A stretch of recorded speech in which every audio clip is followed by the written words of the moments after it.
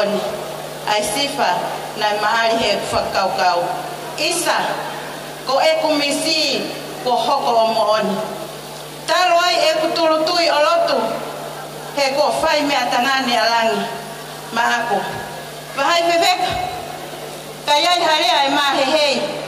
Tuku pe mua ke uhopo atu pe i tō mua.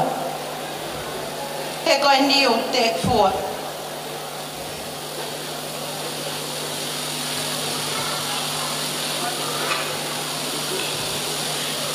Whakamole mole. Kai whakahoko atu. Kai whatongia.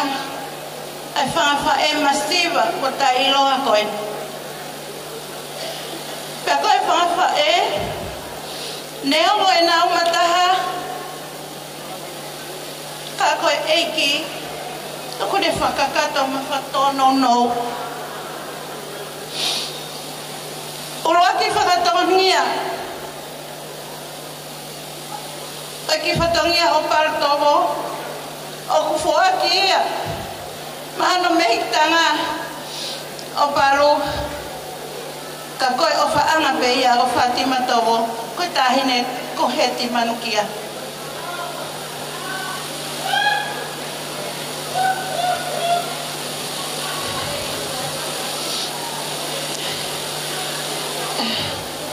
Mo ka take whatoto mai he koalo e taipi. Tau kai ke whatu fuoroa e MC.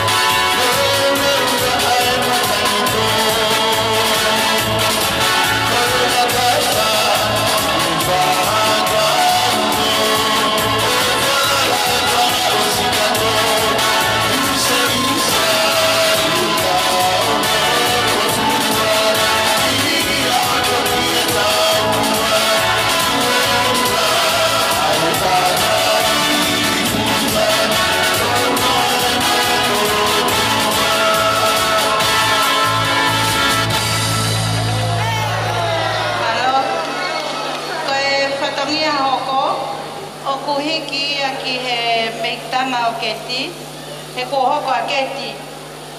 Ko pulose matala te au e he loto whare o Fatima. Ko la hoko, ko la keti. A mei tanga a keti. Iwa i ko whanala ko masika.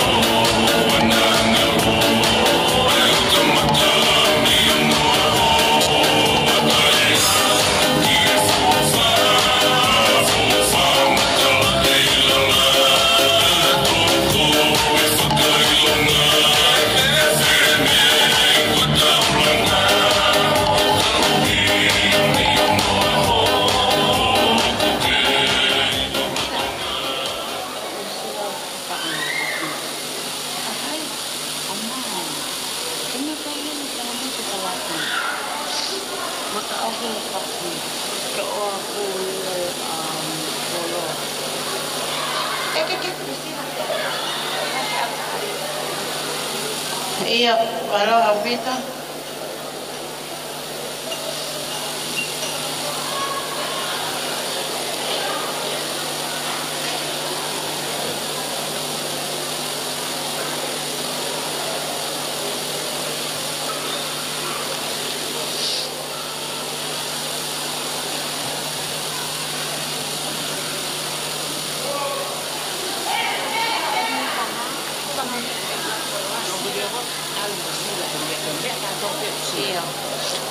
Family mole koe ukoloa koe ni dai osi omi o ha wa ki pe hono usila kataki eto e fatontono atu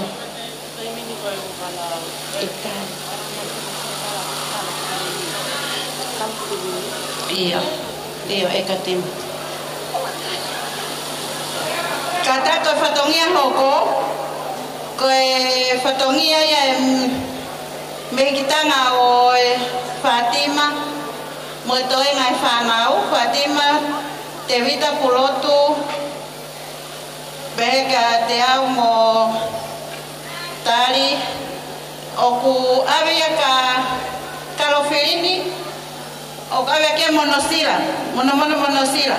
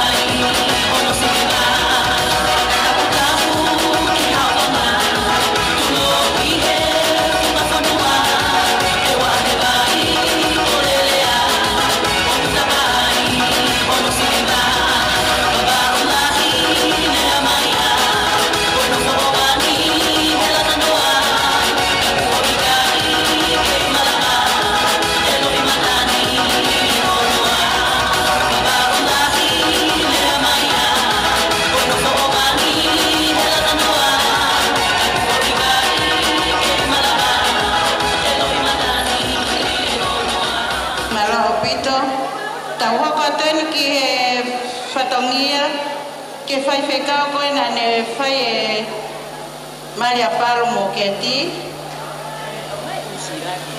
Lili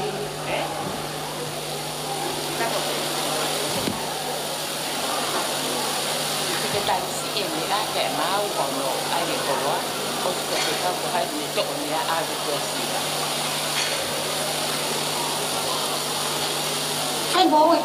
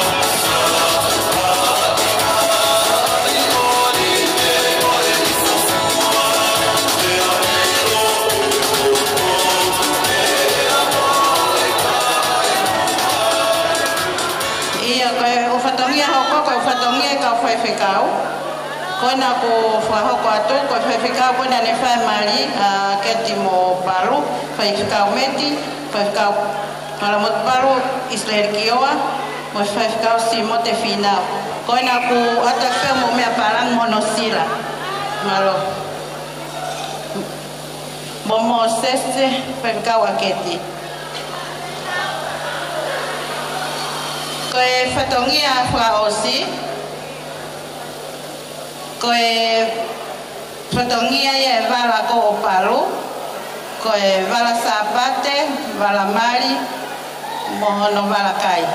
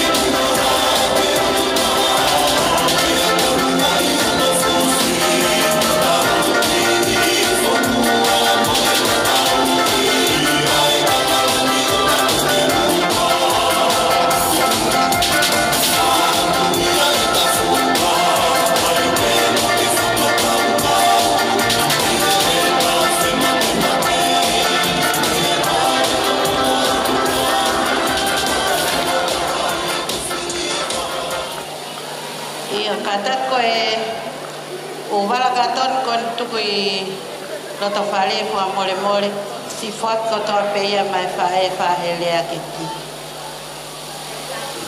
fa mole mole vai fefeka malo e ma fai nga mali ka foki peke tu lo mana tal fatongia me ai ka kuyai ha to no ko fanga to loto lere na ha ele mai mosiso le vai malanga ka tatawa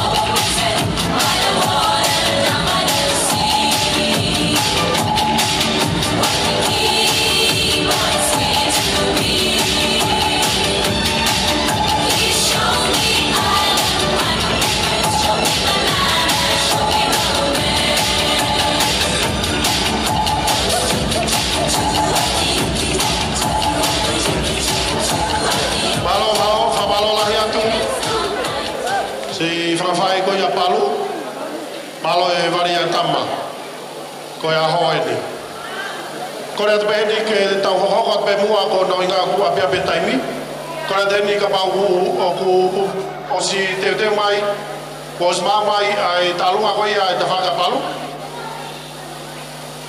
kada fa pe more o lava pa le va taimi ni pe hoko pai pe mua tau ai talunga ko kore atu ko koe mea ho talunga ko polisi ko niko talunga pe ua o si mo yang tau tapuni e poni ko koe uta ia ho talunga kata fa me more ho ki fana mai ke ki whakata atu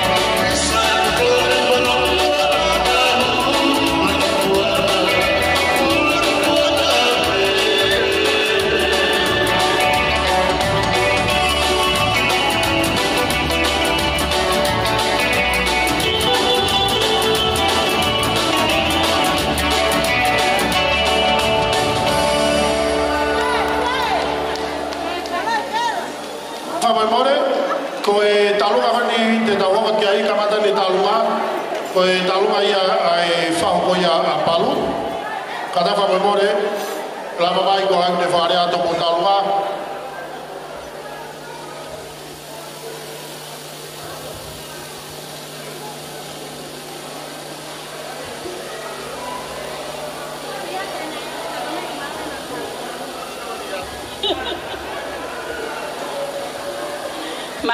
Malo apito. Koe tawalunga koe ni tawalunga ya. Ato basises. Palu ogo famai anita pe mo ingi. Pehe ke leva. Ogo ke na lava mai he ahan ke ka fata mo koe. Ka koe ko lava mai Daniela pe mo mele. Lui pe mo ke pueli. Hange pe ko fala na na fai. Ke anti lata ke kamu ko he ah ko ni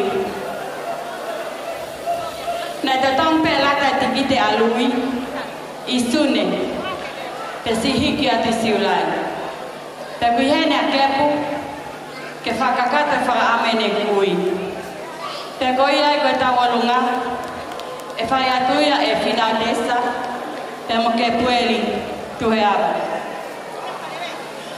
kata ko mai fasile ba taimin ki he DJ mere kiomi mere feke mai fasike DJ taimin palo mau ofala ya tapi kia koi pehega lo feket mo aho mau ingo fa fa koi mau fatawa ki otoren fa kakata to mau ini mau kau famon moliat kaya hato no aku kakak piloto masih banima kaneo ngoya enggak itu bebaka kai fai kakao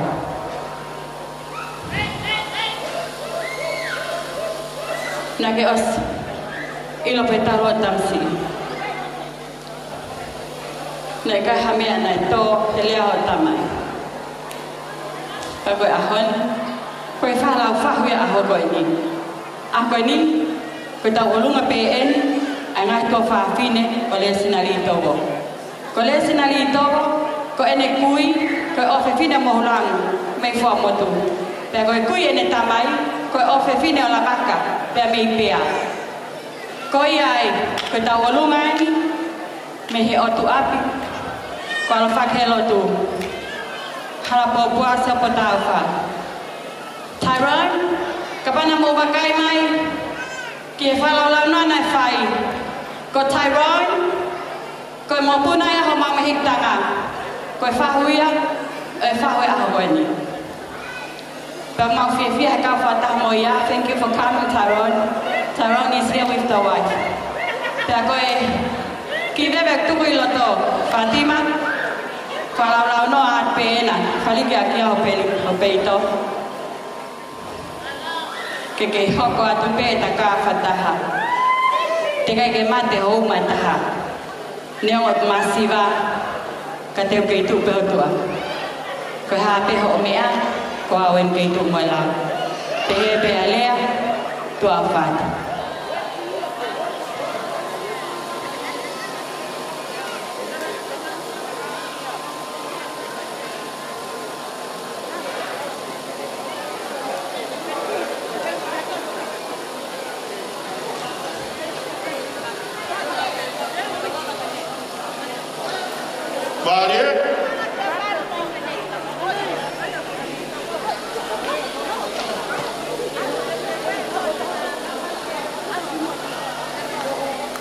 Teu vai ver fogo fawa.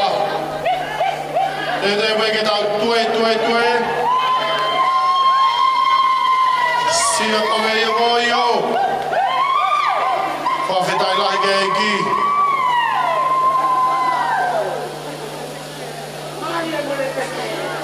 Maria.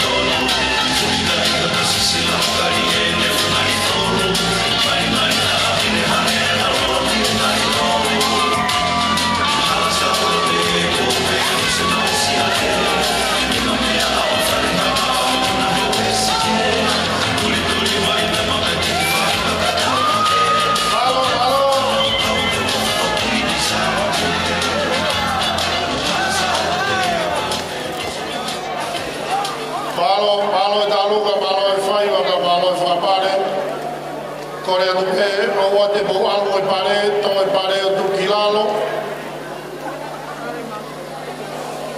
Koe tau pe au whai a, mai o mea mari he au e ni. Kata whamai more, mō hoko mai ki au, o te mau tō pare. Malo e talamo fua, malo e talunga, malo e whakapare, malo e mawhana.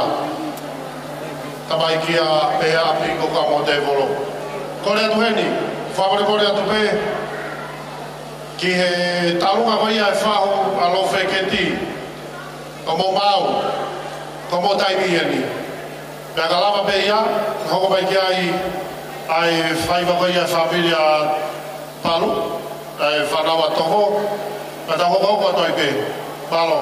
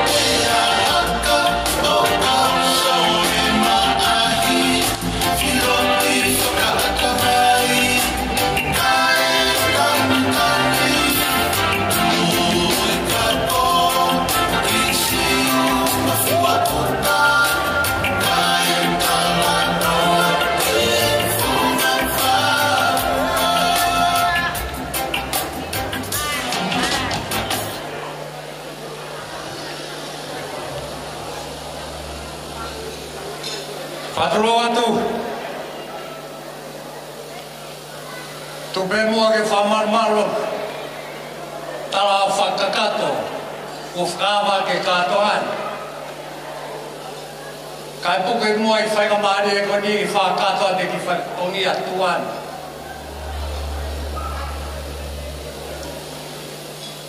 Ki fa ongi agani ko talo ani. Fa ho e fine mare ao. Kaki mui ke whakato mau whatongia. Tumua ke whakahau kua te motuani.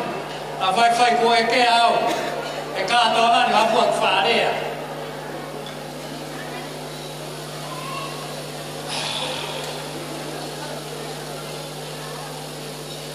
Ka motua whāa.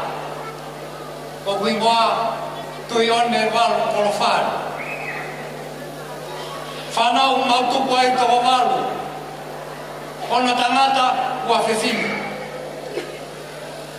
Ka koe laita ape mutua wanu whauha atu. Pea hoko ai. ai tamai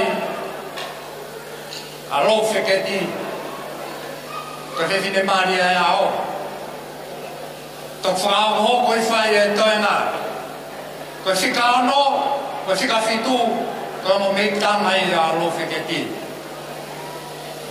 ka hok whonga ia ka mo puinga e hoa koe ni ka tumua ke whoki ke whakakato atu o whatongia ko ia ke whatongia e whahu e aui whakamore more ko ki lai vewe kona whotu i mua tauhia mai whae a lo wheketi waru polwhara pea o koe ka moe tek koe tālunga koe whahu koe pānga i tāman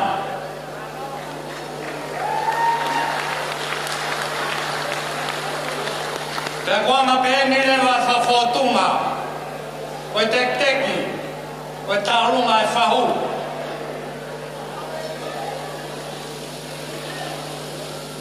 pāmani mawhe whakia mai whae lo wheketi waru polwhara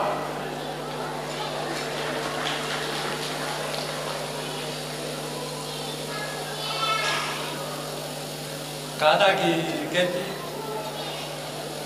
papat ki mua ki whakato e whatongia tōtā kona kune teo e whakahoa o whae pa me o whewhine ko mei tama sisi ia o whewhine mare ao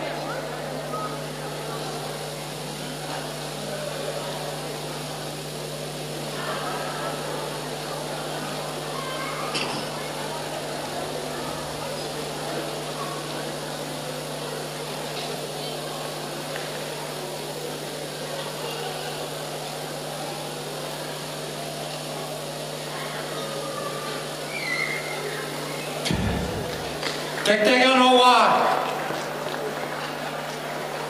fuakia mai whewhine mare ao lo wheketi chimia Ore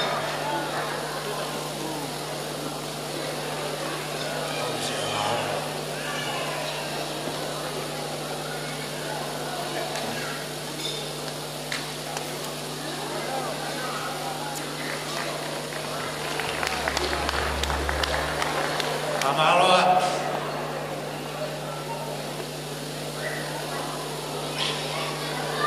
ai tu ke whakahawato ma whasi DJ whastalunga e whasnahi ai pe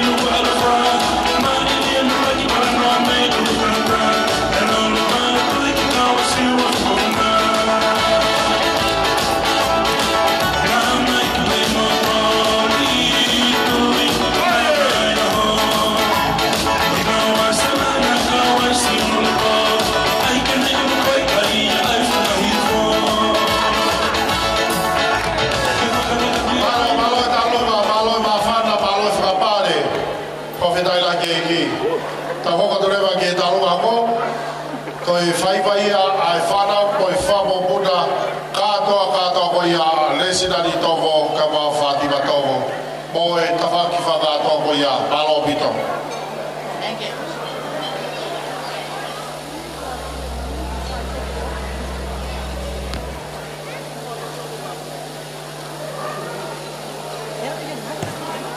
Apa more?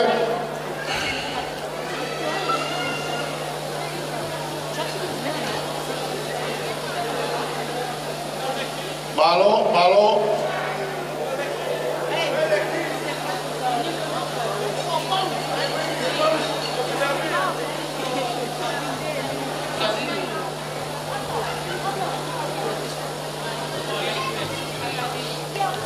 Korea tu ke mea mai Liliani Tualau.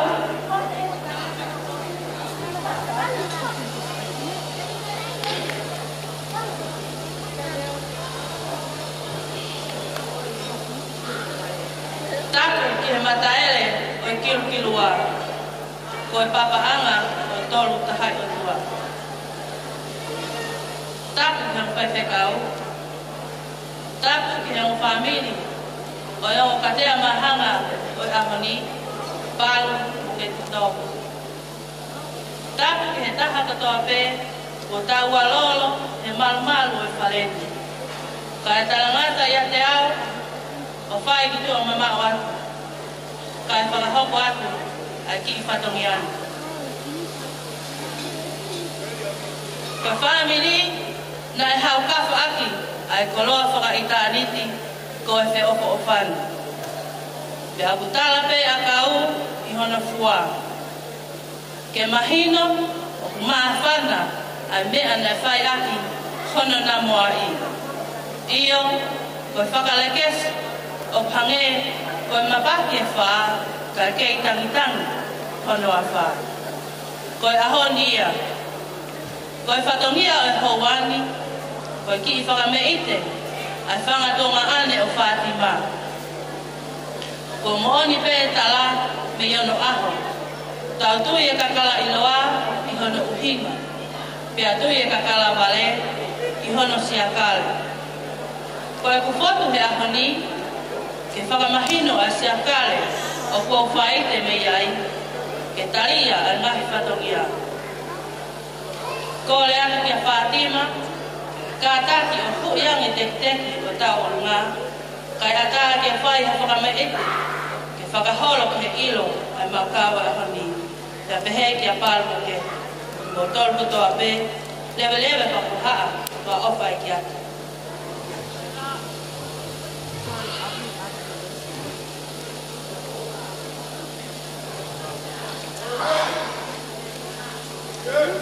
Pode? Bela.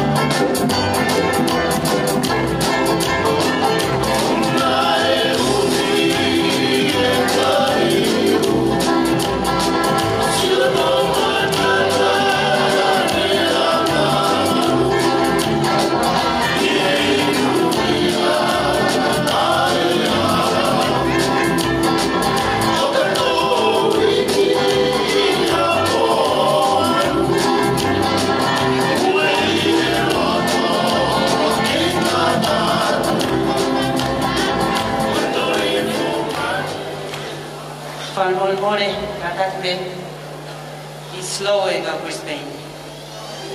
Kata ki mo Fatima, hamo hu e pare ai tani taunga, be ho ki whanau, ko hinga ko e neita ai whanau e malo mito. Malo, tawai di ching.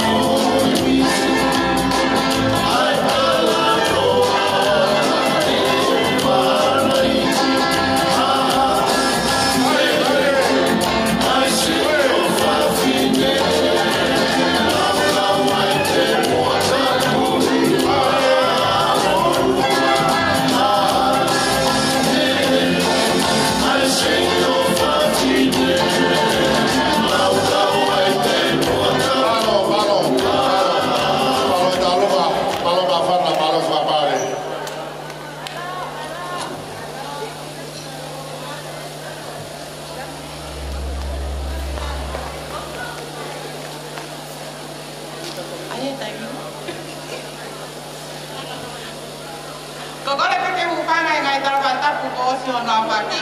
Kai tā mo oku ai ki whainga maari e koe ni.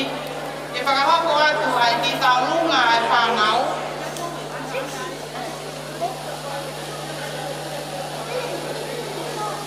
Koe ki whanau koe ni. Koe whakamoko puna ia o le sinari tōho. Pea mo whātima. Whānu ka māketi. Ka te ame e te maumau. Koe mea peo maumau. Koe lotu pe mamoki maua. Koe whakapia pia i ki mowai te ako mahuinganu. Koe ki tekte, koe ki silau. Lele mai moi whanau. Oku oatu peia. Pea pehe ki lai loa kau o kutuku i mua. O whaka tu peia mai me tanga sisi. Whanela tue. Ka taku a mole mole. O ke lapa mai. O ata e sisi la koe ni e pia au pai whanau. Soia pe kai tā mahu kasi ka kai nai pai ka. Para o tāpai ni Jay. Teu, puno.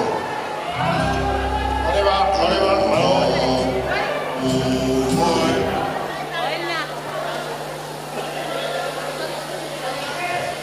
Talo ai ai ku no fo fai pe ai ko. Ke na tu pui ai fo fa no. Ka ga puri pe ia o ke te wa usia fa fita. Fa fita e ku la mani e ai ko. Ko ta poco. Ko family pe ta ki ta to. Ka ge hare ele mo ua. E fine mo tu amasiva pa ni hamata. Dora hi pa na. Ka feinga ke tuli ke fai no fatongia ke se ku fana. Lo feketi. Ko ki fase wa malaki. Ke ba inga e fana ko se ku fa ope. Faka ha hanu. O ai ho hingo apa mo hingo apa. Palu he fetu taki. Ko faka ana ua. He ko mole. Ai fala la anga. Ko pe a to nai si bo ba ka to anga mo ye a koe. Ko ia. Ko fai ba e fana u. Ko fa ui ai na kui. Me hala manga no. Sauke fuga pawa te que ngalo nai ko hea he ko ke tu ko fuga maunga o pompo lango si ko tau ki fana o pai lo feketi ko ena pesi e fara hanu me akoto a pe lo feketi ta ke kulo mo hele mo me afana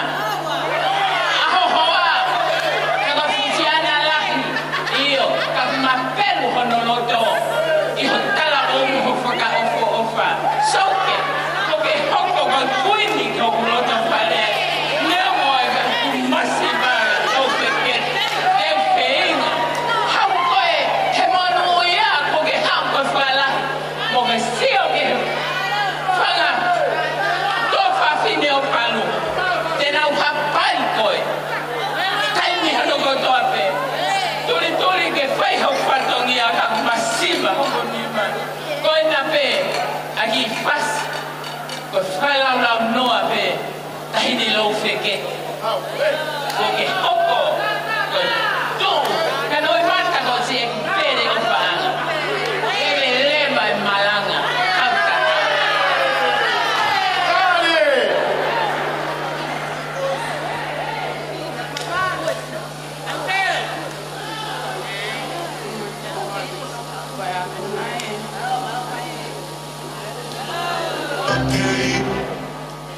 Teu, puno.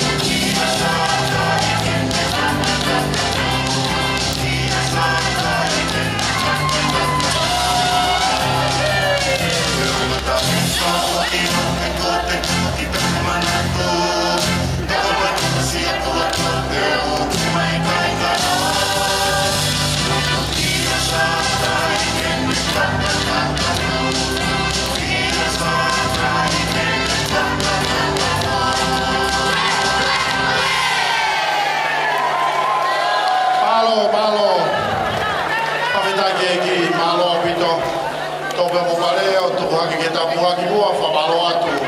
Malo ya ko fai wa mari fa fetai ke ki.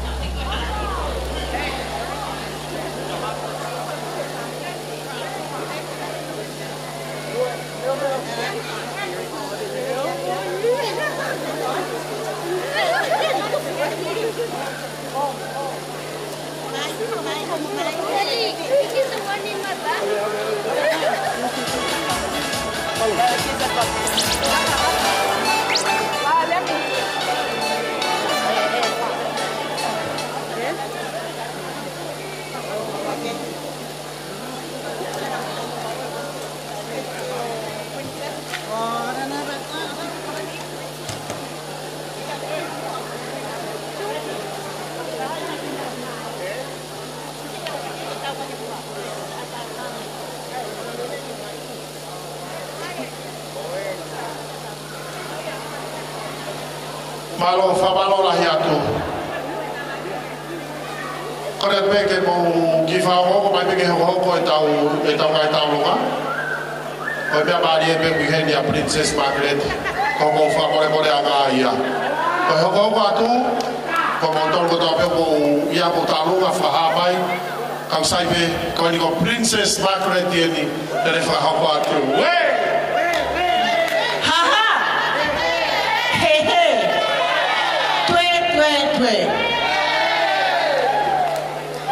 Famoi pe kai I hu hawa tu famoi nai kai ke uhinga ke kai momo.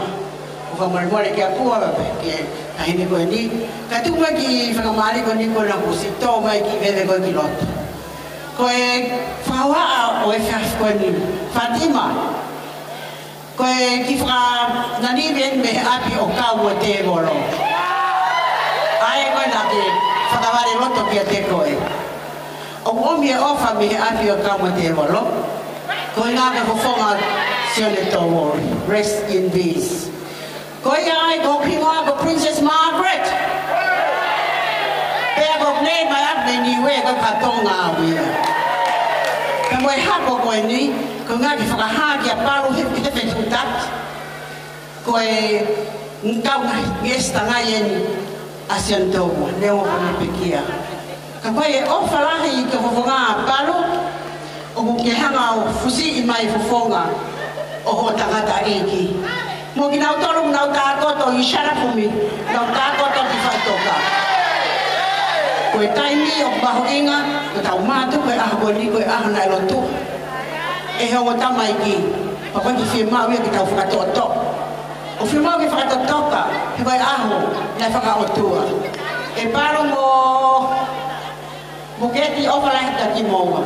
Paru fa more ka ke la mai ki moa mo fa nga kita hafe ko na fe mo pe mo ki papa hayane.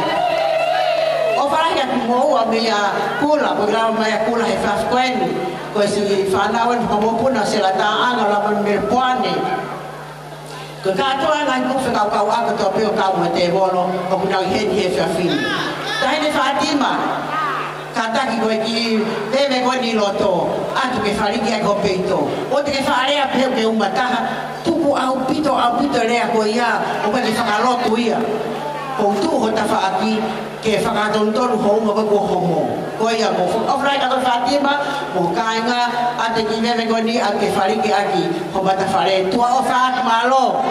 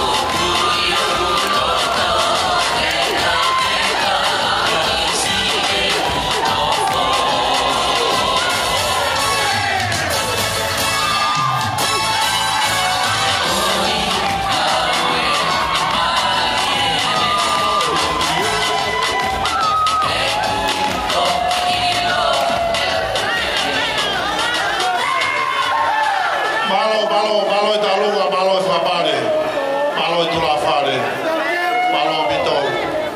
Sigaya goya me fofawa, malo. Hoka tureva ki talunga hoko, malo bito. Malo. Fata puke afia toa talo-talo-tonga. Fata pat ke kau tamatai ki fai fekau kutoa pepe moha fai fekau. Pia moe taha kutoa pepe ku whakatapua. Fata pat ki aketi pia moe no whaangahe e fiafi whakakoloa pani. Koe ki tau olunga i he hoa koe ni ketsi. Ko ngai whanau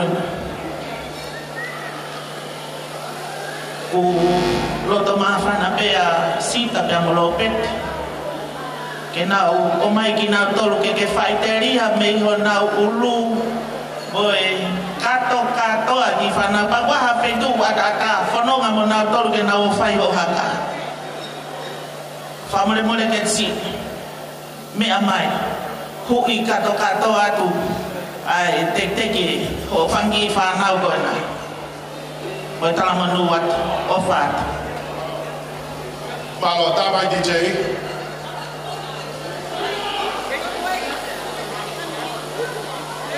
Kofi moto.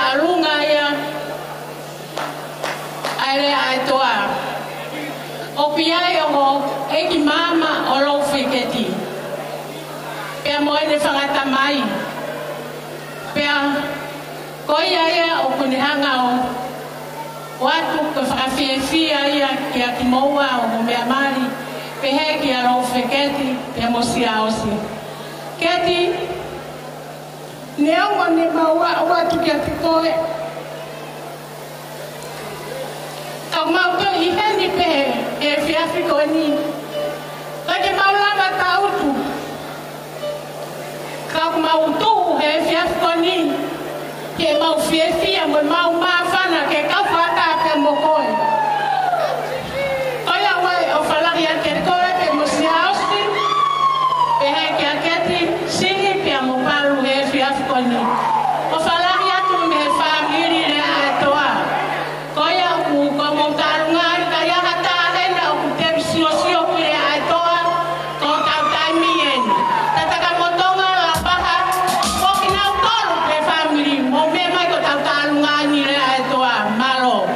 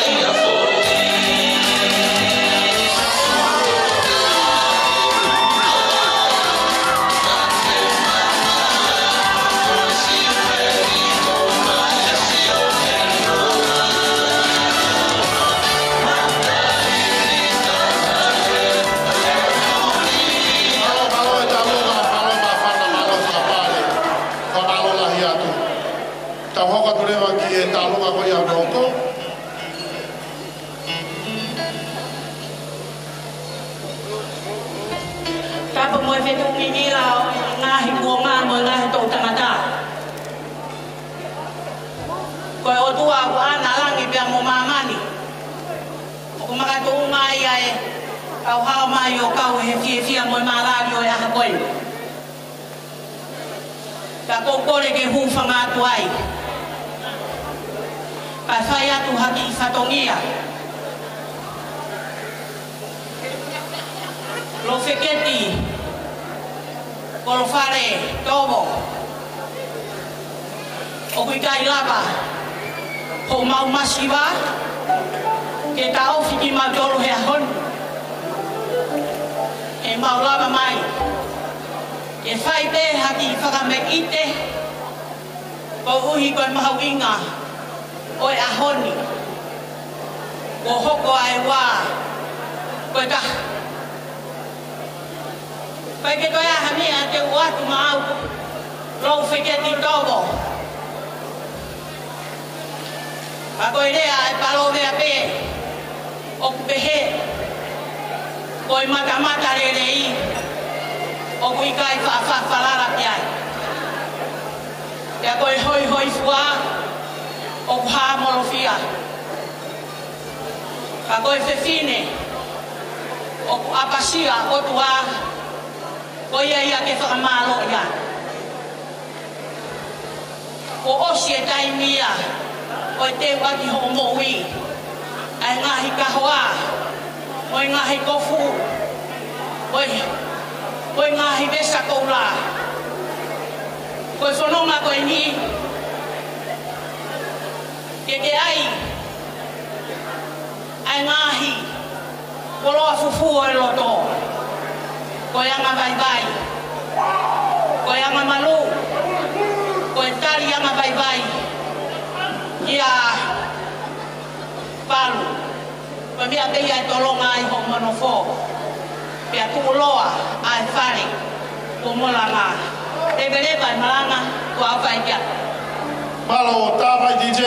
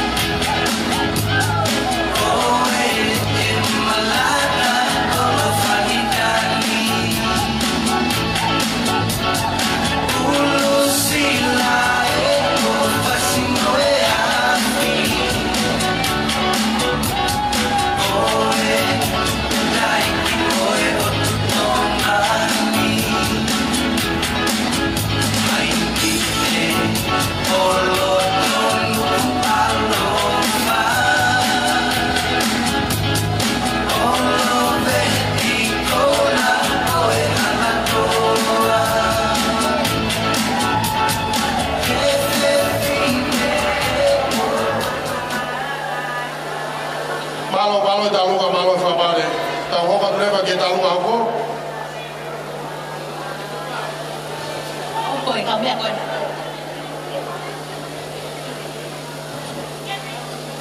Otolowat. Vaho katu ki talunga ko ni. Talunga ia ai famopuna ko ia. O Maria Regatia kunaki. Bihe halatui oi whamata hine.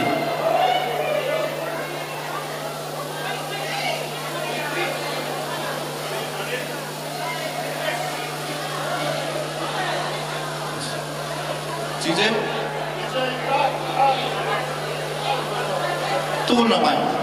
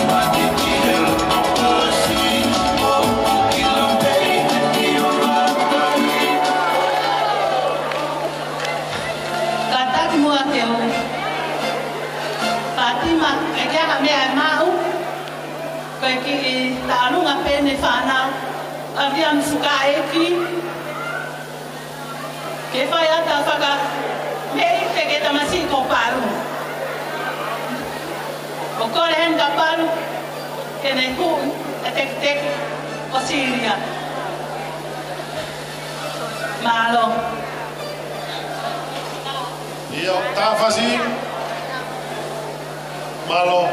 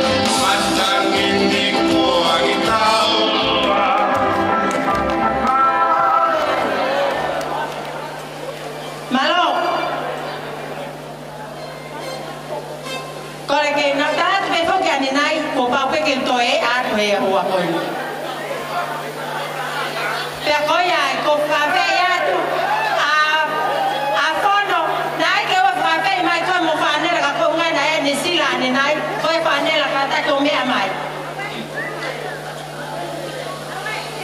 Panera mo mai. Mo mai na spaya mo family. Lo feketi. O kai kia ha mea ma. Ko kita lunga ko ni ko fe fine la hi ko moala o tu pa yao.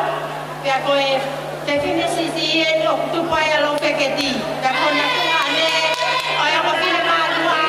Ai ta pa ya fono. O ya ko ka me si ma dua ni e mau. Ko ki se ni tipe na la va pa ha ki foi ma. Ko ya lo feket kata ko me ato hui mai tek teki.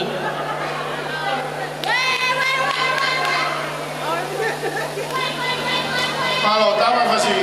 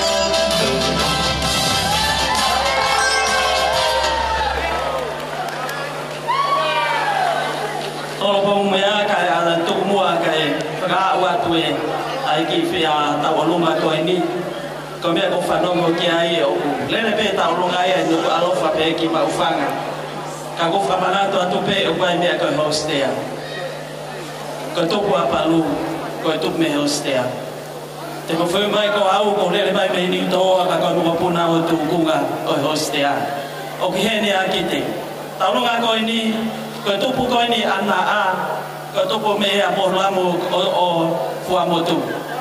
Ai o fetine o mohulamu, ko Malaysia o mele koula. Ko mele koula o hana na a. Ko na a ini, ko ini o kuia ya palu. Ko Malaysia o vai sima, ko sima kono foha ini a kite a funaki, o keni mo au he po ko ini.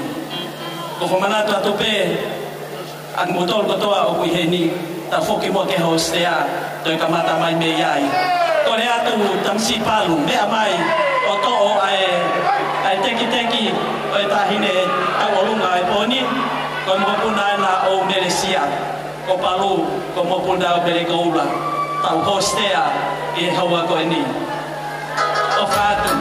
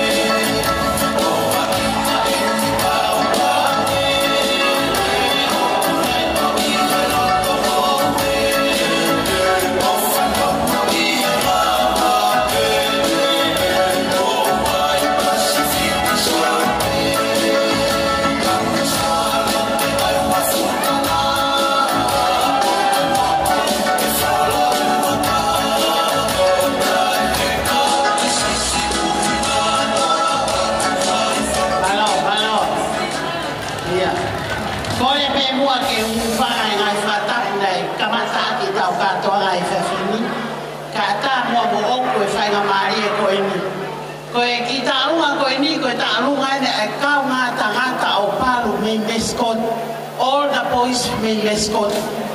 Neo ko ma family tamai keni kau nau ke pipik yang epeki escort ko nau fi kau fata mo pa pe pon I ka toanga po ko ni pa fia mo fa feta ko kau fa fika we ni to kotolu na nau funga we ki escort o nau hen ko to ai pon pa ko ko hen ni fa fika wa openi mahalo ko kamata ni itau fitu yaki hepo ko ni ai kamata ya pa mo me pa ko fa amu ya ke pe open pe discord open ka ko ya ko le aten pan me ama yo to o teki ai tahi ne ta lunga ta ya tai mala e ke fa ye ta lunga pa ko to ai ni ko os ko to ne ta me ta ka ko ma pe na ka la ma tu a fa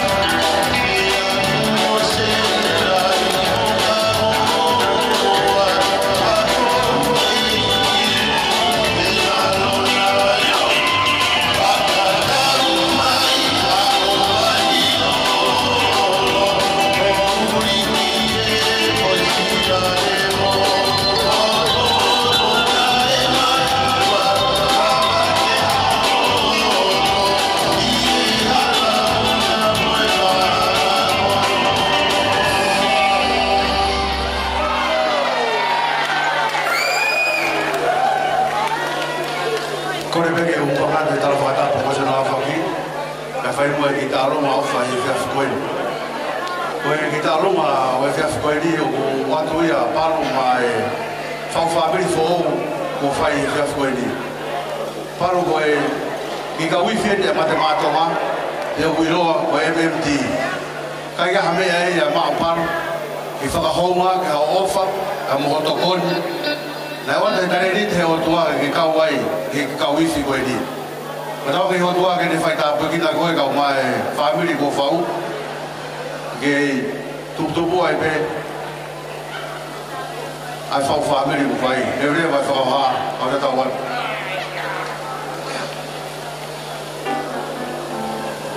Paru, whamore more. Au a toa te te ki. Au ma pene kunga ki hai kuku. Whapakopuk, hau whaanga, maro. Palo. Vela, vela, vela.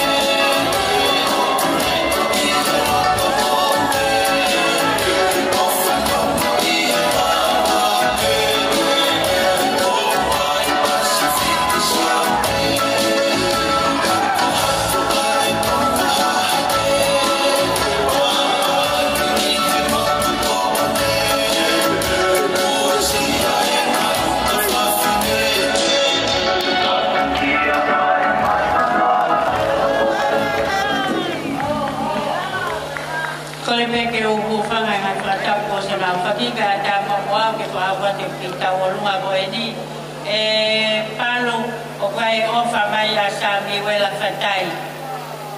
Ia te koe he aho neo mo ka ke lava mai. Ka whahoko mai pe e ne ofa. O lele mai mo ki whanau. E whahoko ki tau o lunga ka whiawhia kia te koe mo au whanga koe pe malo.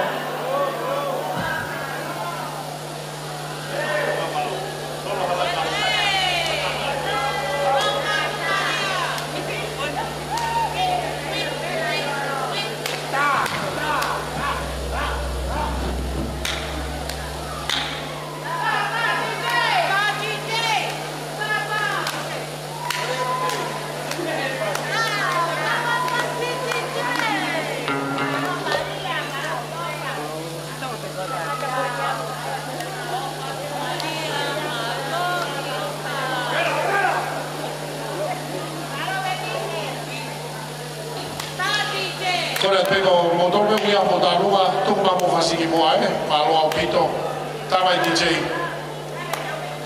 abia pimenta taimi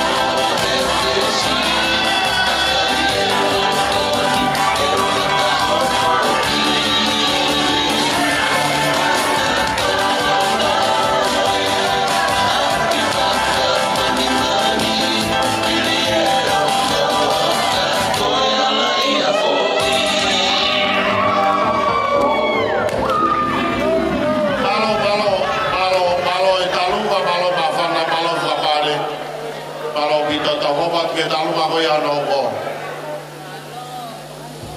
Malo apito ko le ke hupanga tai pehe talpata punga ya ke katuangani. Ka hoka tai ki family ko ni.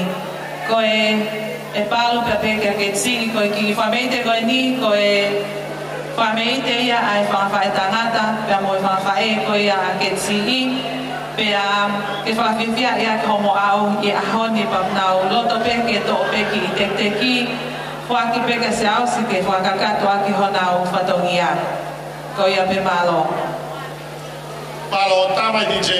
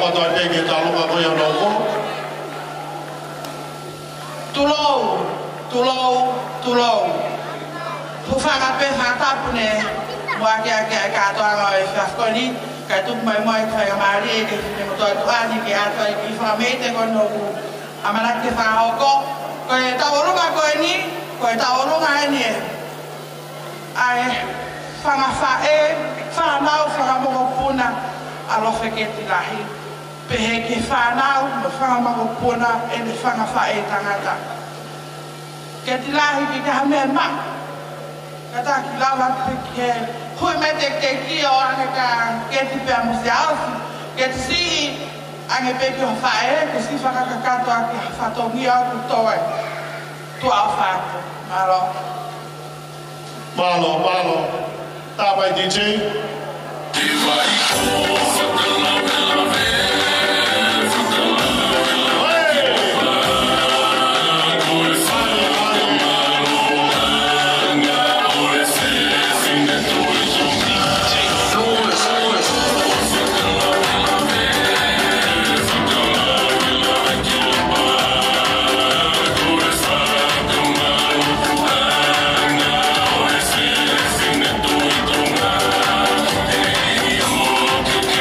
Tui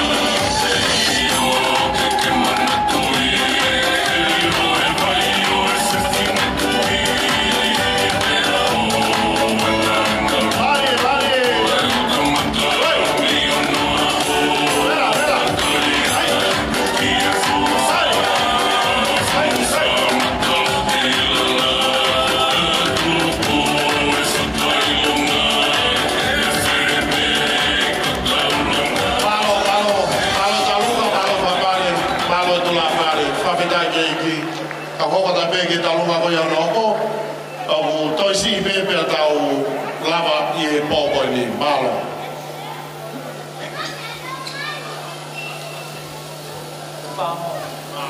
tui na mai au kore pege ufala pe patapu atu mo e fa kato te ki fatongia ko ni ko ki fatongia ko ni ko mana ki fa ko ko ki talu mai ya pangatumane o se fine mare a ho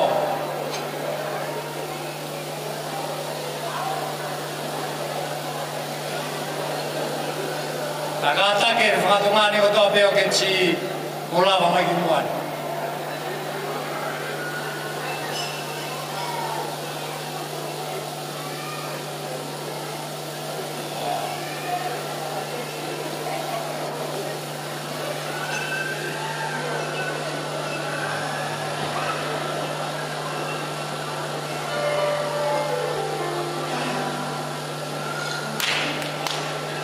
Ataki, Mabremor, Rofket, Chiunia, Balu, Togo, che loi peo fa domani è massiva, di qua. A coi mawing a coi, Fotalamo Fua.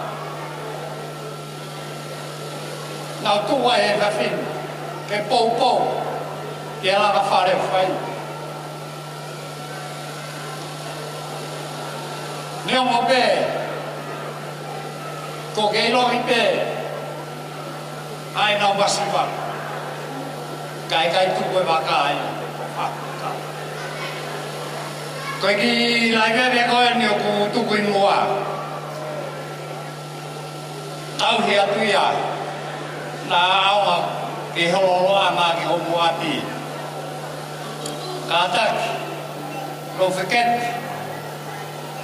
huiange tek-teki, oe fefine taluma. Katak ibal, pakato ame fatongia goya. Huiange tek-teki fefine taluma, lava pero ham fam gomokwai.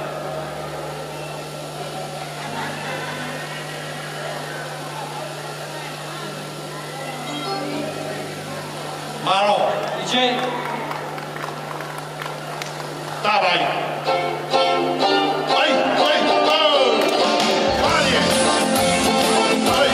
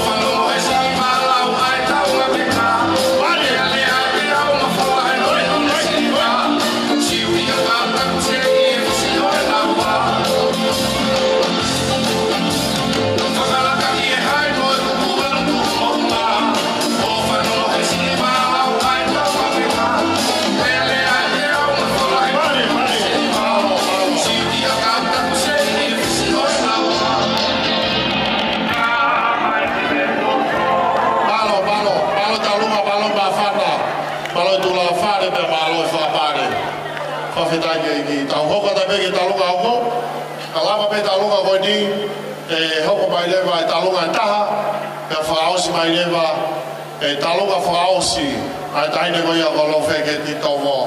e po ko ni awana te hau hata te vai hato tau lunga ko e whakao si ni ta pol kalama palo pito whakatulo wa koe kai tu kiu he no atu pe tu ki koe la ngai me kala koe saya nge te yo noa e tangu noa ame me patara noa fai lo feket sas moi lo be Neo mo befua homo manava ana hako kalahi e fana tama o kane isi o pia pe no patomia ke pai ta to hinga ia e ki pite ko ni wone la ka tama iki amusia o semi o kumbaha pe to huwa mai ko fami ko ni ko mbaha pe o ka kai pe pua ko fana mo tala no ka ula ka le badia yo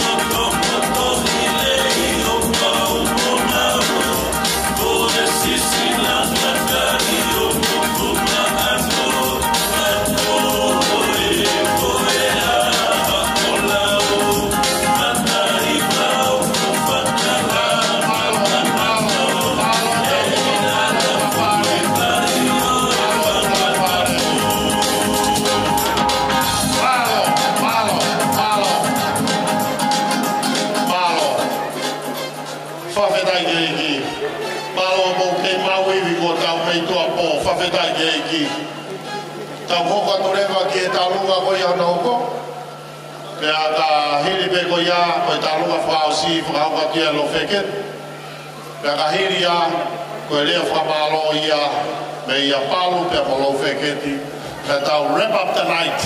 Everybody here enjoy, yes or yes? Everybody here do drum, yes or no? Take it easy, everybody. It's another day tomorrow. Malo mo MC. Talu kulamba aku kifai mamari menenai. Moni biota ufai no fa fora ya honi ko me ale fa kataki. Hede na uma o fonwa. Tramahi MC ka usione loi foi toenga ko ni ke ha alo fanketi ko fai de talunga ma o ka to e koi ko hafe ho wa ia ai ko fa mal me si tu ka te ko re ha fo wa ko ri ke ma o malo ke ko fa malo la ya pal talunga de tolu me lo to fare ko o sias malu me hi lo to fare ko lo feketi ulaki ko no me kama wa ko no fa to ga ane tolu ko ni te fafonga tu ko fa kuia ai pe ke mahino ka ko ko ma osinga mali en fai por o mai kakato o ai a ko kita no ga na mau fai na behendia ai tau olunga ia lo feketi le bo ko tangutu o fakare ko ho tau olunga ko ha me fo mutu o ko vera ba ke ko lo to te wa ta talunga ma ko fa ko fo mutu do e fo o fa marot palu me fa makui tari kavini mo fa hauban me kolo tu pa ma be fo mahai be ta fa ke ta ha kolo fare ta fa ke ta ha pa o e ke ani ko ya ui ma ko hiki ha kolo fare o re ho ya ba te ka kanere afiri e hola bahai ki lo to fare kolo fare pa taranka lo feketi kanere afiri o te re ba te ko vai vai kolo fare re o kum hata ke o fai te fa feta e gure ato lo feketi o mauko Pia ko ia koe mau tau olunga he au ni. Whai katoa he loto mawhana. Me he kitanga mo puna koe kui. Mea whahawalu mei fo ui. Mo api ko krosii. Whai akia mau tala monu ka di koe. Mau tala monuan. Ke whare fōku ke langa. Moni same. Oi ahoni. Oku toka ngai he o tua. Ai loto whare. Oi tauhi o tua. Mo tauhi ki ai. Tau. Koe mau ki e palu whamore more atu. Me o meo tarere mai me wha moto. Ka teo ki hiawhi peki fo oi. Ko si ao si palu. A si tangata e ka lo wheketi. Te ua ke maana ki taulunga he ko wha si ono ni ma. He whai e ngahi whatongia. E si as palu. Whamore more. O atu katoa mau. O hawhi. Ave mapalu, koi ai, ave mapalu. Sai, ko mau taulunga eni. E seasi, nakake ki hoa mai ki taulunga. Malo o pito seo ngau. Tau lele seo tau o whiwhine. Hoko ia koe waifu au fofa kia palu. Palu matala monua te di koe, mo whiket. Mau ha kamatanga whiwhi au mo kilot whare. Whamore more koe lele tahai na fo ui mo mai e honi. Boni petau na neo mo pe ni papalaka ko tama pe na ko fare ko tafi ko e fao patu ai mau taulunga e oni malo bito ko mau fasi be ko mai me família e ke ki matahau ko taulunga ko e ki uma te mau fao sia ke oni ki uma malo tulo mo e ha o ku fakata pua kaula ve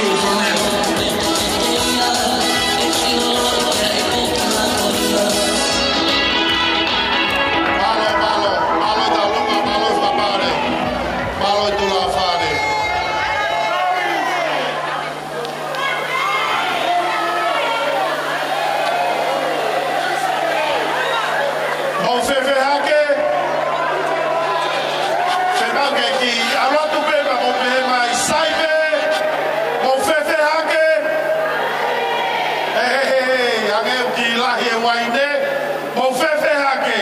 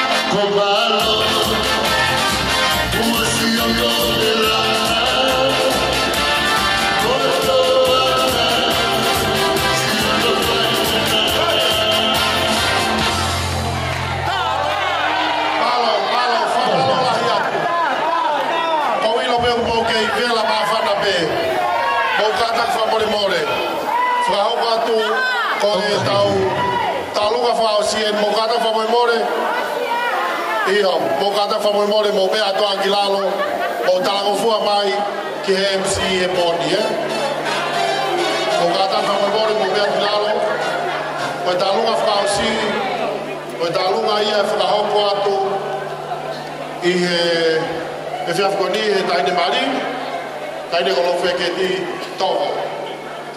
Malo. Malo, tole ke hufanga to ai behinga hi fatapu ko o se afaki haleni kai atan painga mari ko ni Pea malo peketi ke whakahoko atu ai, a ene whamei te whakaosi ma tau tolu I he aho whakakoloa mo aho whakaofa koe ni.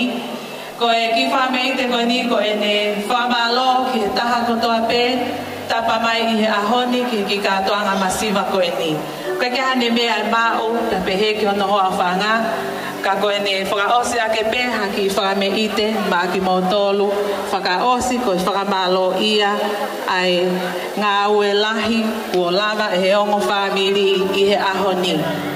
Ko ia ai, I kai ke tau toi whaloloa, ko le atu ki hono whahu, ta hine ko a kanesi mafi, bakelesi mafi kano ngataa, ki kata whamole mole mua, kai lama hake o hui a te teki o Ketsi ka tō whakahoko atu a ene whakameite malo au pito. Thank you.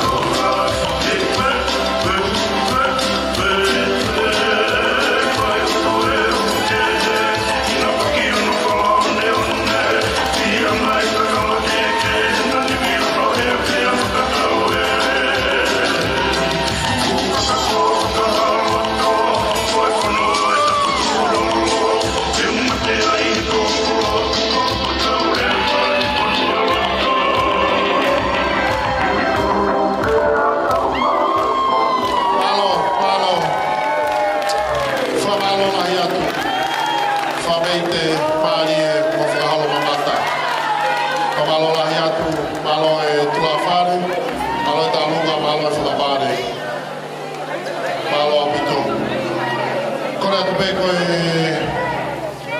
ki foi minite taha koe ni o atu ia ke mo ki whamawhana mai pepe loto mena foi minite pe taha kaka whamore foi minite pe taha ko kore atu rewa ki a palu ka walo wheke ti tongo o lama mai rewa ke turiki koe ni tai e foi fase taha ko koe peu ke whetisko o whemako ke i loto e foi tai pe koe ni o le lama pe koe ia e rea atu rewa whai whamalo e palu tongo ka ma alo wheke Rocking that groove into the massive hardcore for real. DJ Muffy is the selector.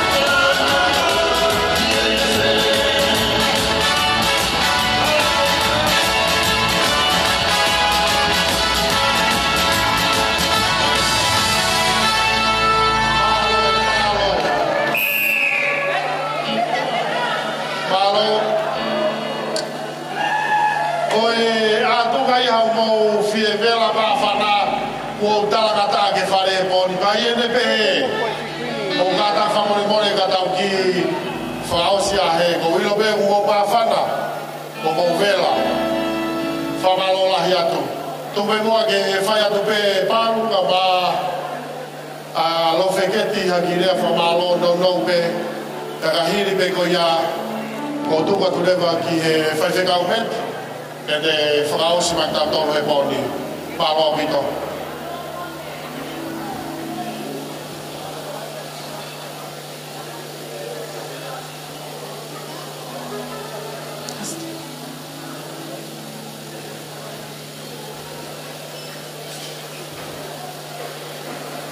Ko lebe ke o whanatu he nai whakatapu. Kai ata ke whai ha whakamalo. Pea ki mua ke whai whakamalo. Ako tō mua tuku ha whakamalo ki he otua. Ko e uhia, ko e ne ofa, mo e tauhi o whai mai ki e tau mo ui. O tau toia usia mai ai aho whakaofa ko e ni.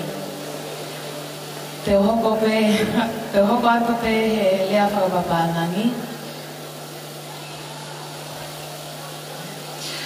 First and foremost, I again want to thank our Heavenly Father for bringing us all here today. There aren't enough words that can express Palo and I's love for each and every one of you. I'd first also like to give thanks to the Whaiwhe girls. Matt, thank you for blessing us with marrying us today. My Whaiwhe girl, Mosese Taufa, thank you so much not only for today, but it's been such a blessing to have you a part of each of my life's milestones from a very young age up until this very moment. Thank you so much. I want to thank our whahos, Mafi, Maflahi, Kanamata, and Hepi. Thank you so much for gracing us with your presence throughout the whole day. I just want to thank most of my family that have come from near and far, interstate and overseas as well. It is such a blessing to have you guys here, and it's been quite the journey this past year planning everything. Sorry, I had this planned out in my head, but I'm looking at all your faces and I kind of am getting a bit emotional. Thank you to my mum's family, both her mum and dad's side. I truly am so grateful for you guys with the love and care you show mum and my dad in helping me get to this milestone today. A big thank you also to my dad's family, both mum and dad. They say it takes a village to raise a child, and tonight has been such a reflection of that. My parents truly could not have raised me without you guys standing behind them and beside them through every single milestone. I'd also like to thank my work friends, if they're still here. Thank you for dealing with such a long, crazy Tongan night. I'd also like to thank Palo's family, his siblings, all the way through to extended family. I'm so grateful that you have welcomed me with such loving arms, and thank you so much for always loving and showing up and supporting us. I'd also want to thank my church family, Haroldwood. I love you guys for always. And my last thank you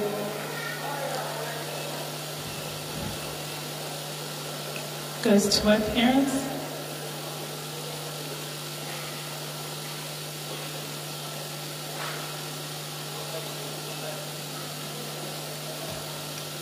Mom, Dad, I truly can't do life without you.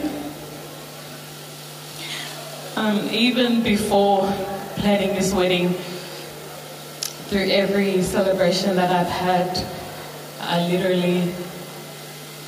can't do anything without them.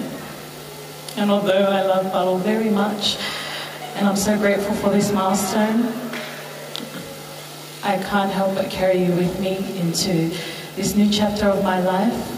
Mum, I love you so much. I can't say it enough. You have been my rock in all of this. Despite all the stress, all the long nights, all the planning, you just look like you did it with ease whilst I was here just losing my mind. But honestly, it was all worth it. It was all worth it. I love you, Mum. Dad, I'm still going to be here. I love you so much, Dad. Both of you guys are the reason that I'm standing here today, the woman that I am. I'm so blessed. Thank you to the crew as well. Malola Heapito. If I've forgotten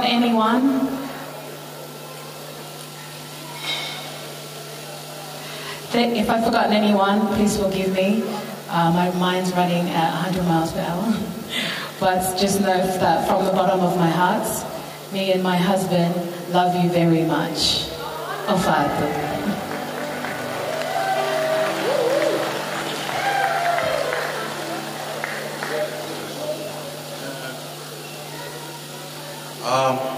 We're just going to keep this short. Koe be whangangai whakatapu ko ose ono, a whaki me moani. Whareni kai a tā moau ki whai halea whamalo. Te ke whai ko lea whamalo, ko tō mua, tuku pē whamalo ki he tamai he wani, e ne o mai manawa mo oi, ki tatoe whatātaha, ai I he aho whakakolo koeni. Ki lea whaparangi pēhe, kake fusai ko lea whatonga. I'd just like to firstly thank our Heavenly Father for bringing us all here today.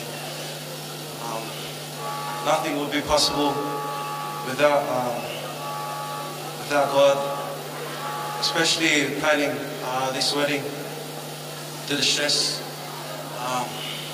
He's our center of our relationship. I'd just like to give thanks to Getty's parents for raising such a beautiful woman inside and out. To my family, thank you for always being there with words of wisdom, scripture and love. Your guidance has been a consistent light, and I'm truly thankful for the values and faith you instilled in me. A special thanks to my mother. Thank you for being the rock of our family, for your sacrifices, your prayers, and the kind of love that never goes unnoticed. You show me what unconditional love looks like, and because of your strength and example, I stand here today as the man I am. I love you, Mum. And to my beautiful wife, the woman I prayed for, the one who brings peace to my heart and joy to my days, you are an answered prayer. Thank you for your patience, your love, and your faith. Standing here with you today is the greatest blessing of my life. I promise to love you, lead you, and walk with you through every season that's ahead of us. Malo kata, ofata. Malo mo ki paspas mai kai. Malo vino palo ka palo feke tomo. Ko e lea whaosia e pōni. Ako kore atu pe, ko e tau patanga ia ke pōni. Whatawange pena mo mau hapo whiwhia. Whai tāpoi kina ki potolu he ki. Ako kore whamore atu pe me he department ko ia MC. Ka pauna ia I ha whawhotunga e whakamatatua. Ko kore whamore atu. Ko mau whai whatokiani, ko e poto pe ani moi. Whatawange pe ki o tō mafi, ke ne whakakato atu, ai ngahi tōno no hono katoa pe. Whapapalahi atu, ka te ngotoro hono katoa pe, you come from near and far. Whapapalahi atu ke kau whaiwhikau ko tau peu tau kau ngā kau I he whiawhiko ni. O whalahi atu ke te motolo no ko tau pe. Pai tū re vai taimiri, ko kore atu, I would like to ask Pastor Matt to close off tonight with a prayer. Thank you very much. And may everybody drive safe back home. Thank you.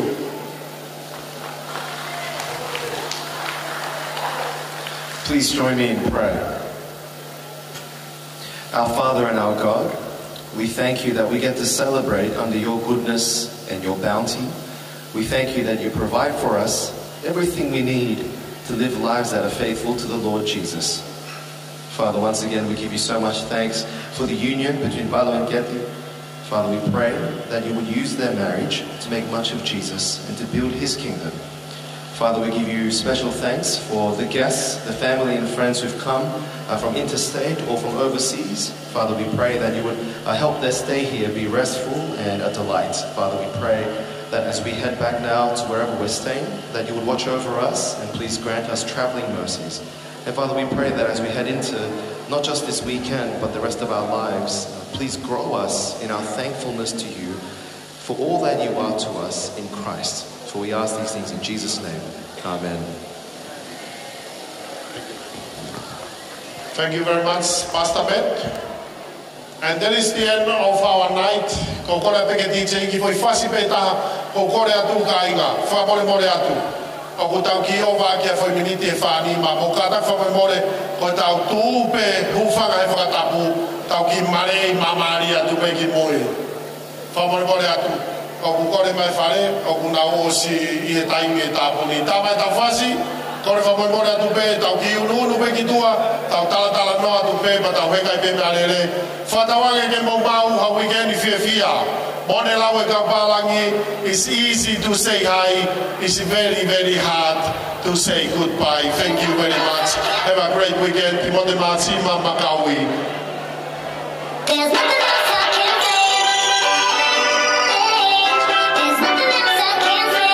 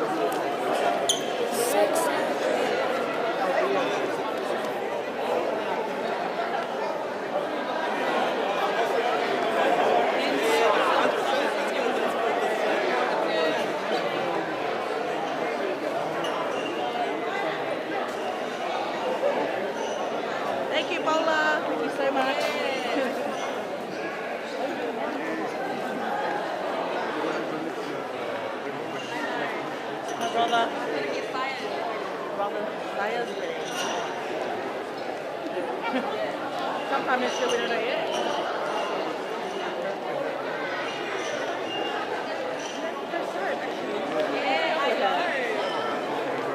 No.